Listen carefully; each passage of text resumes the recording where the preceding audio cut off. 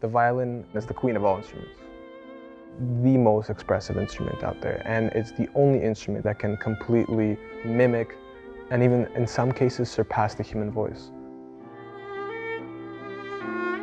My parents are both musicians. My mother's a pianist, my father's a conductor. I started piano when I was 6. When my parents would go out for dinners and I'd be practicing at home, I'd find time to make my way upstairs in the house, and I'd find the fiddle, I'd take it out. It wasn't tuned or anything, but I remember there were two or three strings strung up on it. And I'd take it and I'd pluck the strings and try to vibrate. And that was my first kind of introduction to the violin. Piano, it's a beautiful, gorgeous instrument, but with the violin, I felt my voice. I found a way to reflect a sound that's beyond just a string and a hammer and a key. I found a way to express myself.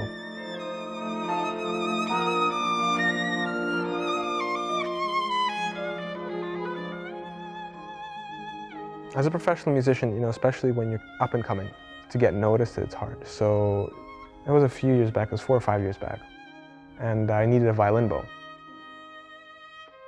The violin itself is, I'd say 90% of what you sound like, what you play, but the bow gives a certain quality of sound. And I didn't have money at the time, I just started working. So my mother told me, when we just came here, we took money from the Azrieli Foundation. They want to see you prosper, they want to see you establish yourself. And I applied. I got 2 references. I applied, I was invited for the interview. They sat down, they listened to, if I remember, it was an hour and a half. I went through everything, starting from how the violin is made, to how they string up the fiddle, how they rehair the bow, Rosin the bow, what wood it's made out of, where it came from, and then they said yes, absolutely. They were interested. And I remember just next week, I had that money and I was able to purchase that bow.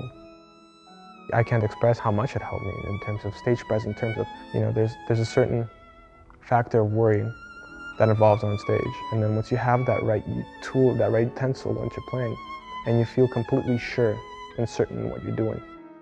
If the Jewish free loans weren't able to give me that money, it could have sounded different, I could have acted different, I could have felt different on stage.